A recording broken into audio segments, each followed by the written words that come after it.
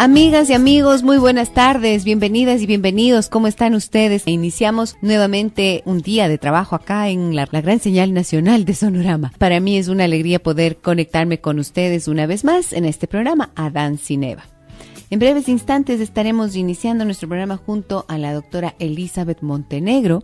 Con ella vamos a hablar de uno de los problemas que no sé si es que es una tendencia, una moda o si hay un mayor nivel de diagnóstico quizás, pero se ve con mucha frecuencia últimamente y papá, mamá suelen preocuparse cuando les dicen, vea, su hijo tiene déficit de atención. Vamos a saber de qué se trata. ¿Existe o no existe? ¿Es un síndrome? ¿Cuáles son las características y qué pueden hacer los padres para afrontar esta situación?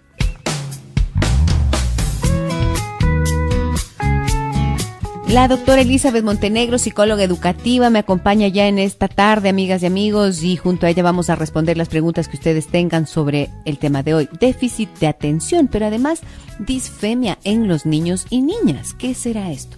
Buenas tardes, Liz, bienvenida, ¿cómo estás? Hola, Gise, buenas tardes. Bueno, tenemos dos temas ahora, dos temas que sí son diferentes realmente en su abordaje.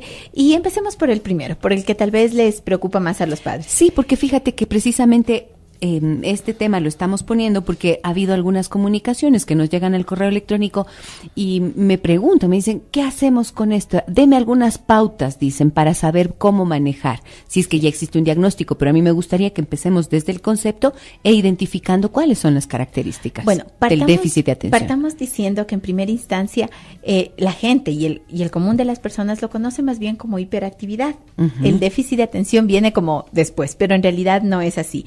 Y es porque en los primeros años, cuando todavía las neurociencias no estaban tan avanzadas en su desarrollo, las características más notables que presentaban estos niños era justamente la excesiva actividad. Por eso se los conocía como hiperactivos o hiperkinéticos.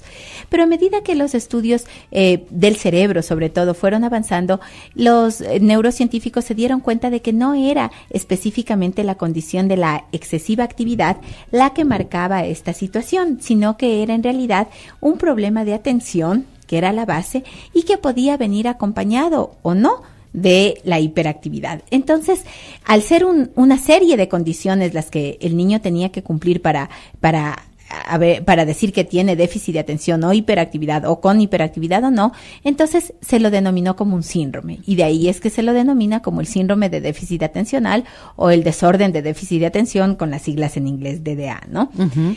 Eso tenemos que tener en cuenta. ¿Por qué?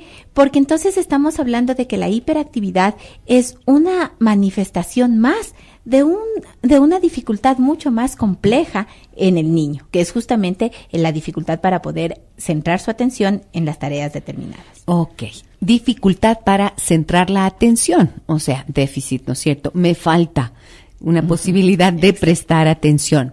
Pero cuando hablamos de hiperactividad, es tan frecuente escuchar a los padres, es que mi hijo es hiperactivo, es que mi hija es hiperactiva, y luego esto es como la popularización, la vulgarización del término, pero cuando estamos hablando de hiperactividad, estamos hablando de algo totalmente diferente que tiene que ser diagnosticado de forma científica. Por supuesto, primero que tiene que identificarse y que son algunas características que creo que es importante que los padres conozcan. En primera instancia, este trastorno se diagnostica usualmente alrededor de los 6 años de edad. Pero eso no significa que no hayan existido características desde antes en los niños que ya presentan eso. ¿Qué significa esto? Que si es que nosotros tenemos un niño de 9 años, por ejemplo, y la mamá dice, es que últimamente está desatento. Yo creo que ahora es cuando tiene déficit de atención, pero antes era tranquilito, antes sí hacía todo, antes sí atendía en la escuela. No es un déficit de atención. Estamos hablando de cualquier otra dificultad que puede estar ocasionando ese problema, pero no en realidad del déficit de atención. Por lo tanto, el déficit de atención es una condición con la cual los niños nacen. No existe todavía una causa 100% definitiva que nos diga esta es la razón por la cual un niño tiene déficit de atención. Pero seguramente habrá varias. Sí, existen muchas. De hecho, existen componentes genéticos, hereditarios y también ambientales que aparentemente son los que determinan el que se presente estos casos y cada vez con mayor frecuencia.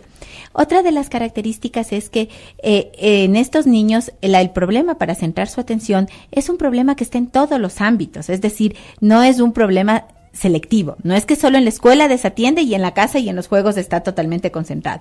Usualmente en todas las actividades le cuesta seguir una misma rutina, le cuesta seguir las actividades que se le proponen.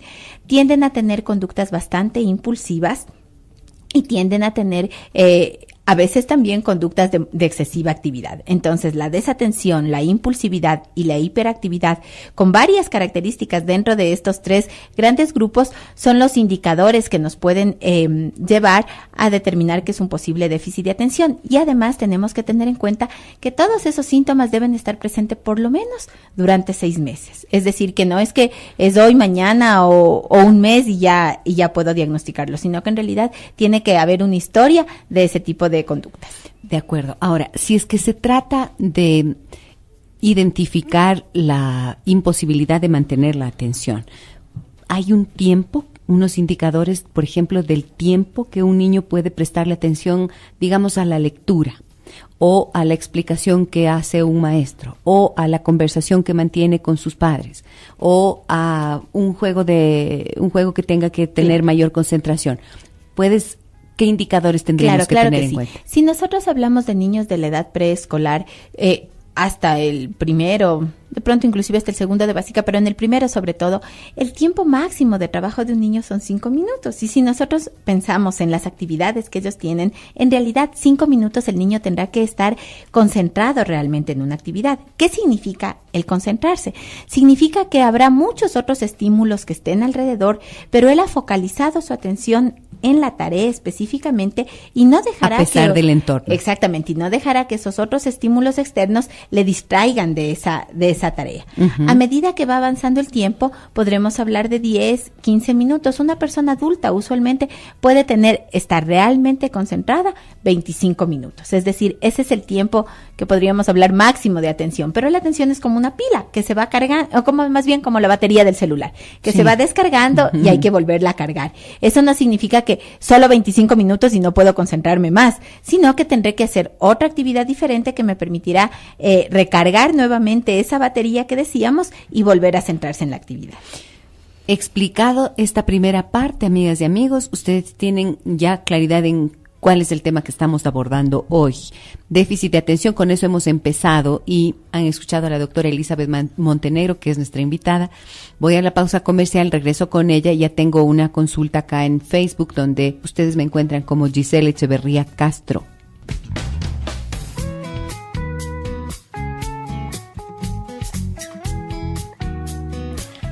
Retomamos esta conversación con la doctora Elizabeth Montenegro.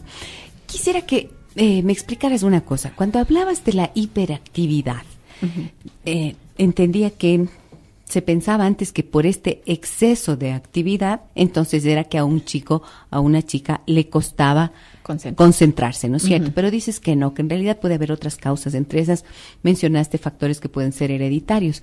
Y entiendo que cuando hay que diagnosticar esto, siempre tiene que pasar primero el niño por una evaluación de carácter neurológico. ¿Es así? Sí. Sí, de hecho, cuando se hace la evaluación psicológica, usualmente uno encuentra ya indicadores de este déficit de atención. Uh-huh. Pero es el neurólogo justamente el que a través de exámenes, la mayor parte de veces a través de un electroencefalograma, logran identificar claramente el déficit de atención. Ya. A veces no llegan al punto de hacer el examen neurológico ya como tal, porque ya con la historia familiar, con los antecedentes que ellos van llenando, a veces también hay neurólogos que son más minuciosos, envían un cuestionario al maestro para que sea el maestro el que llene las conductas, que obviamente él está más en contacto con el niño, ¿verdad? Claro. Y a los padres también en casa. Entonces, con toda esa información que ellos recogen, sí identifican el déficit de atención. Ahora, ¿por qué es importante el diagnóstico? Porque a veces tenemos niños, como Gise, tú bien lo decías, que son inquietos, que son muy activos, que tienen... Sí. Y de hecho, los niños ahora suelen ser mucho más activos que antes, porque hay una sobreestimulación también para ellos. Entonces, se confunde y se dice, bueno, este niño es hiperactivo. Y cualquier niño inquieto se transforma entonces en un niño hiperactivo, se lo etiqueta e inmediatamente se espera que ese niño reciba medicación. Sí, exactamente. Y eso es lo más riesgoso justamente de un diagnóstico inapropiado de un déficit de atención con hiperactividad, ¿sí? Por eso es importante que sea el neurólogo el que nos oriente frente a eso y que se valore también la necesidad de un tratamiento farmacológico o no. Saludos desde Cuenca, me dicen en el 9098, saludos también a ustedes, 105.7 es nuestra frecuencia allá. ¿Qué exámenes se necesitan para determinar el déficit de atención? Dice, ¿y qué podemos hacer los papás? O sea, tú has hablado de un examen psicológico, luego de un examen neurológico. Uh-huh. Y usualmente este cuestionario que te decía que se les manda a los maestros, que se les envía a los padres también, para evaluar esos 3 criterios que son importantes, la impulsividad, la desatención y la sobreactividad. Correcto. Dentro de esos 3 criterios grandes hay algunas características bien específicas que están en el cuestionario y que los padres van respondiendo.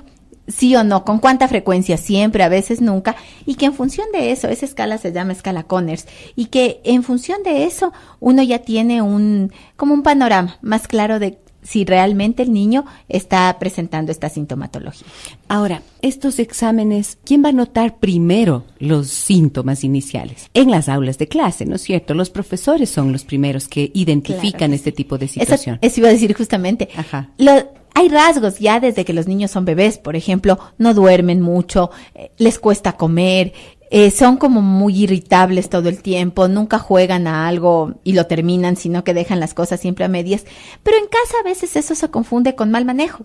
Entonces es como que, es que es muy mimado, porque es mimado, básicamente tiene esas conductas. Pero obviamente en la escuela son los maestros los que identifican, no porque los padres no hayan identificado antes, sino que en la escuela el niño tiene que cumplir un ritmo de trabajo y cuando no logra apegarse a ese ritmo, entonces el maestro da la señal de alarma.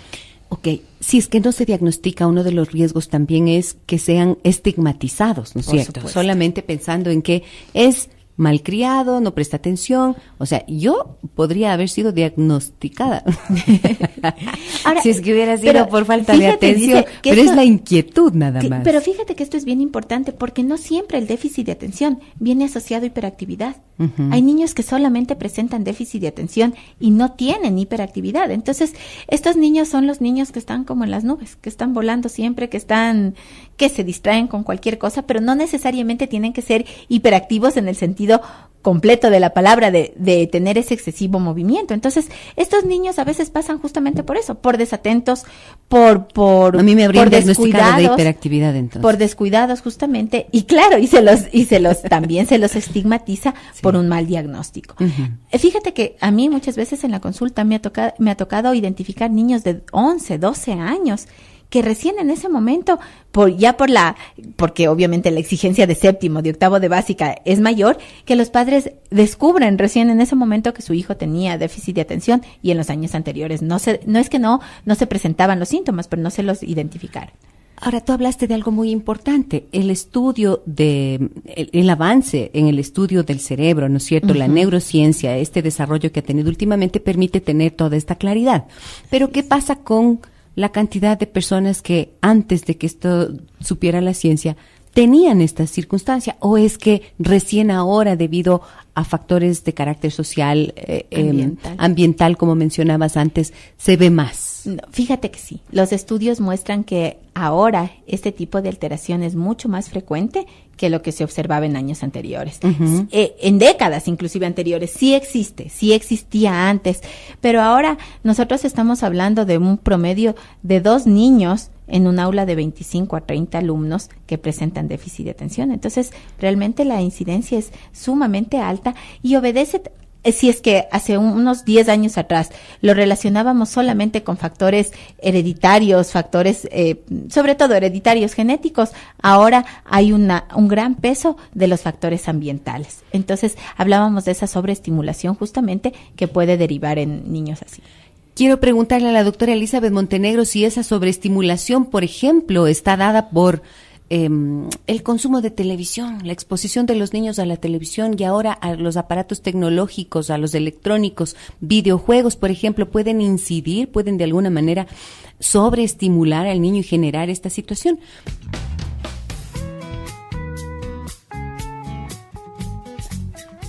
Estamos de regreso y le pregunto de inmediato a la doctora Elizabeth Montenegro, ¿Cuáles son esos factores ambientales, esos factores sociales que pueden definir, decía yo, tal vez los videojuegos, los aparatos electrónicos, incluso la propia televisión, influyen de alguna manera como para que los niños se sientan sobreestimulados y pueda generarse esta hiperactividad de la que hablábamos? Sí, dentro de los factores ambientales influye todo lo que tiene que ver con el ambiente, ¿sí? Y dentro de eso, obviamente, los videojuegos, toda la estimulación visual excesiva que el niño puede tener, sí, definitivamente hace que el cerebro se sobreestimule y se sobresature de estimulación. Eso no significa que la estimulación adecuada, la estimulación temprana en los bebés sea inadecuada. Al contrario, es apropiada porque es positiva. Porque está dosificada, porque está planificada adecuadamente. Pero cuando de pronto los papás les exponen a los niños, por ejemplo, a los juegos, a las tablets, a los juegos excesivos de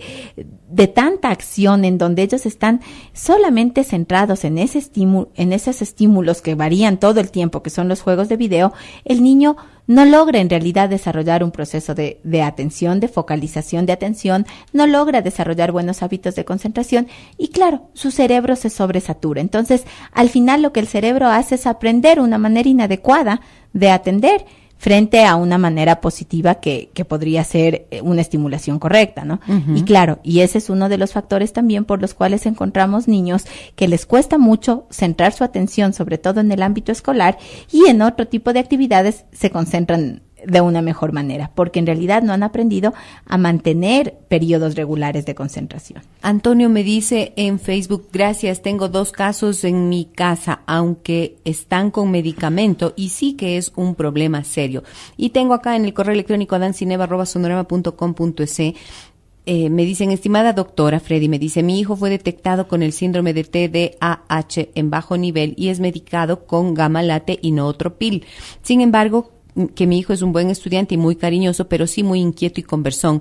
El neurólogo nos ha recomendado que lo examinemos para medicarlo con Ritalina, lo que no me agrada por el alto riesgo de dependencia y eventos adversos con el medicamento mencionado. ¿Qué hago? Mil gracias por su gran ayuda y atención, me dice.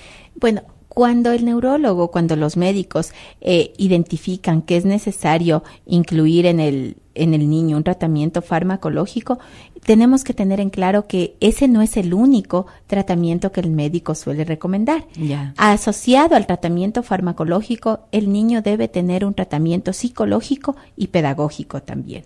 ¿Por qué? Porque el tratamiento farmacológico siempre, todos los fármacos, mucho más aún los que actúan sobre el sistema nervioso central, sí, son muy sensibles y el sistema nervioso también, de hecho. Entonces, en ese sentido, el pensar que solo la medicina va a ser la que actúe en el niño, va a ser lo mejor, no es real. El niño necesita, y usualmente la familia, cuando hablamos sobre todo de niños hiperactivos, la familia necesita un apoyo psicológico. ¿Para qué? El niño para aprender nuevas formas de conducta, nuevas formas de comportamiento, de controlar, de inhibir sus estímulos, sus impulsos, y la familia para saber cómo manejar a ese niño. Y el tratamiento pedagógico, en cambio, para enseñarle formas para que él pueda aprender mejor en la escuela. Entonces, así se realiza realmente un tratamiento completo. Y hay veces que este tratamiento psicológico y el tratamiento pedagógico son lo suficientemente potentes y ayudan, que los neurólogos consideran que de pronto lo farmacológico puede esperar.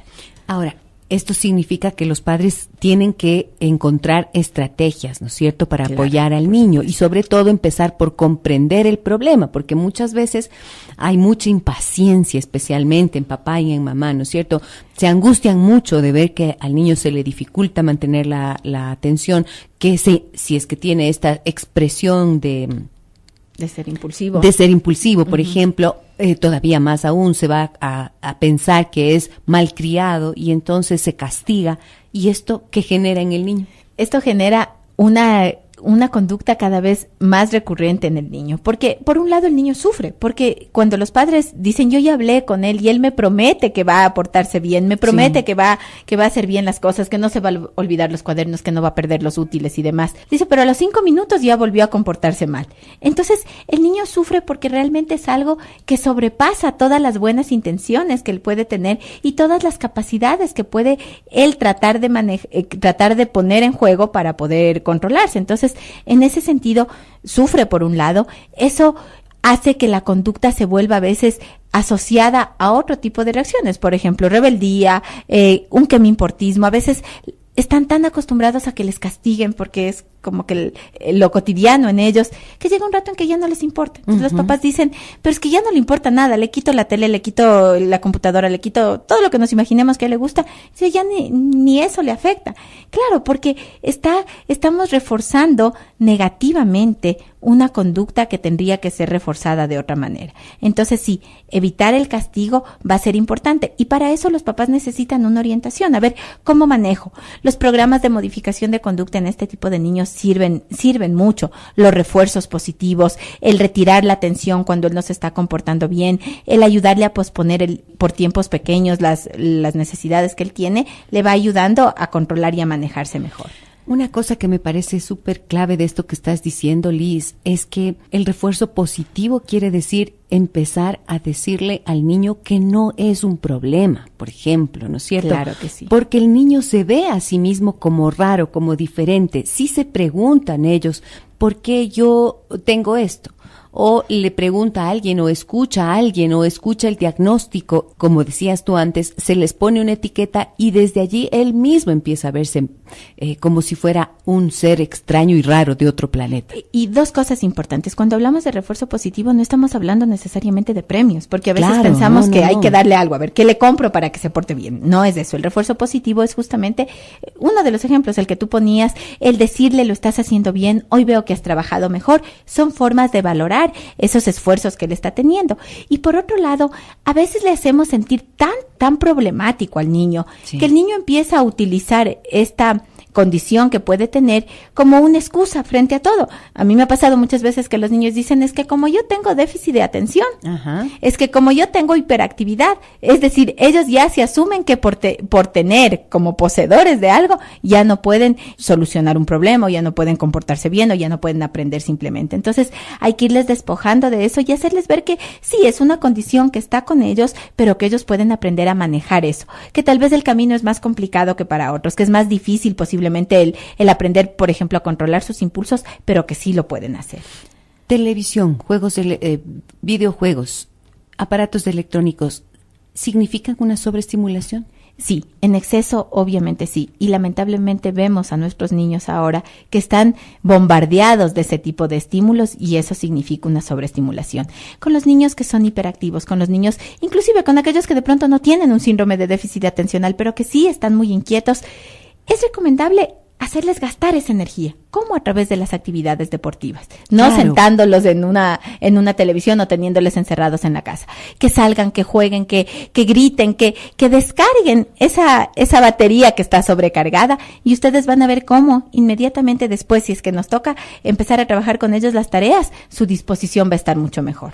Ok, ahora, hay factores también de carácter emocional que pueden estar incidiendo en una falta de atención y que pueden ser mal identificados o mal interpretados por los adultos, Elizabeth. Claro que sí. Por eso decíamos que todos los síntomas que hemos mencionado tienen que estar por lo menos presentes durante más de 6 meses.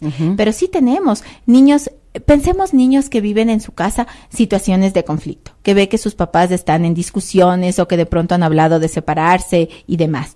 Estos niños... O que nunca lo dicen, pero se tratan tan mal que los niños ya perciben que algo no está funcionando y tienen ese temor. O fíjate, dice que suele pasar que los papás dicen, ya no nos peleamos nosotros. O sea, como que en la casa se mantiene una relación cordial en donde casi no se hablan lo mínimo, lo básico, y piensan que de esa manera el niño no va a percibir nada. Y al contrario, es una situación de mayor angustia para el niño, de mayor incertidumbre, porque tal vez si es que él escucha que los papás se están discutiendo y se gritaron, tal vez él va a saber y dice, bueno, están enojados. Por lo menos tengo esa claridad. Claro, pero si en cambio no sabe si se hablan a medias, si de pronto salen juntos a algún lado, pero cada cual está con su espacio y por su lado. Entonces, realmente el niño empieza a tener una incertidumbre tan grande, esa angustia desde el punto de vista emocional, obviamente, que el niño está teniendo, tal vez se traducirá en la escuela, indiscutiblemente, porque el día estará más preocupado de, y ahora si llego a la casa, y si mi papá no llega, y si llega, y si ahora está enojado conmigo. Entonces, todas esas cosas le agobian al niño, indiscutiblemente se traduce también en una pobre concentración. Por lo tanto, a la hora de elaborar el diagnóstico, también es necesario que tengan en cuenta, ¿no es cierto?, los profesionales y la propia familia, los propios padres, si es que hay algún factor de carácter relacional en el sistema familiar que pueda estar generándole una ansiedad al niño y que vaya a agravar la situación o que pueda inducir a confusión. Claro que sí, y por eso es importante que los padres, cuando van con su hijo a consulta, digan la verdad. Digan todo, porque a veces es como que este es el niño el problema nada más, tenga a él y con él y de él, exactamente, o cámbieme algo, ¿no es cierto? Pero en realidad, si es que la familia empieza a trabajar en conjunto, es mucho más fácil ayudarles a los niños a salir adelante, porque además son niños que cuando se empieza el tratamiento psicopedagógico y psicológico con ellos están como, digamos algo así como en una cuerda floja. Entonces, cualquier situación externa les vuelva a generar inestabilidad, ellos pueden volver a decaer. Ahora, ¿cómo les afecta a los padres, Liz, esta situación? Cuando ya les dan un diagnóstico y dicen, sí, su hijo tiene déficit de atención o déficit de atención con hiperactividad. Listo, diagnosticado de verdad. Medicación que hay que darles todo el tiempo, estrategias educativas, revisión de los comportamientos de la familia. ¿Cómo se sienten estos padres en tu experiencia? Se sienten sobrecargados. A ver, la primera reacción que suelen tener es culpa de quién es, ¿no? ¿Culpa de quién es? Por tu familia o por mi familia, pero por es que es un factor genético. Claro que sí. Entonces, alguna vez oí decir, es que ella es la que tiene los locos en la familia.